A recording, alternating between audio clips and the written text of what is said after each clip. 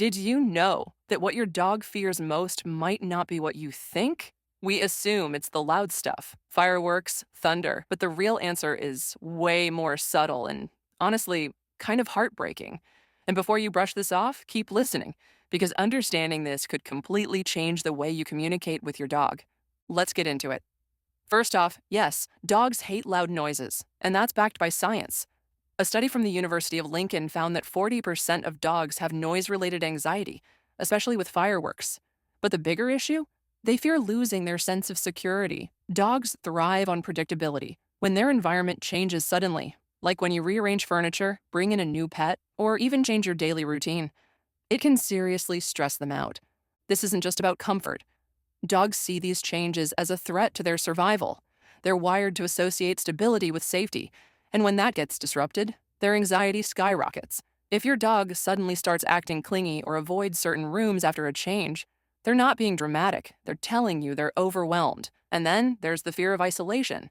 This is where it gets controversial. We love saying, "My dog loves me unconditionally." But what happens when you leave them alone?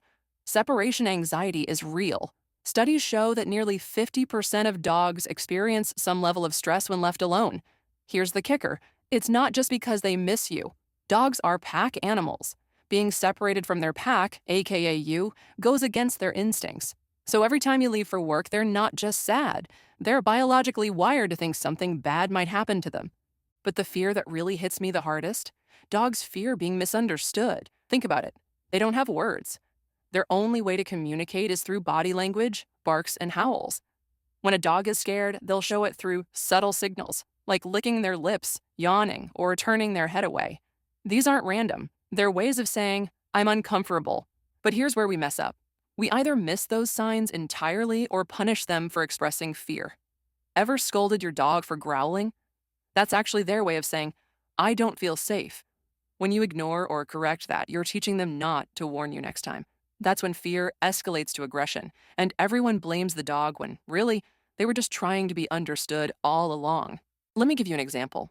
My dog Max once growled at a neighbor's kid who was trying to grab his tail. At first, I was embarrassed and told him to stop. But later, I realized Max wasn't being aggressive. He was scared and trying to set a boundary. Once I stepped in to stop the kid and showed Max I had his back, his whole demeanor changed. No growling, no fear, just calm. So, what's the takeaway here? Your dog's fears aren't just about loud noises or being alone. It's about feeling safe, secure, and understood. And if you're not paying attention to their signals, you're missing out on a chance to build trust. Here's my challenge for you. Think back to a time when your dog seemed scared or anxious. Were you really paying attention to what they were trying to tell you? Drop your stories in the comments. I want to know how your dog communicates fear and how you've helped them feel safe. Because here's the thing.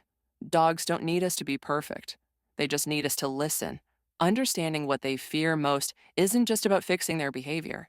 It's about strengthening your bond. And that's something every dog deserves. Your dog might be trying to tell you more than you realize. Want to know how to truly understand their unique way of communicating? Watch the next video and learn even more ways to build trust to strengthen your connection with your dog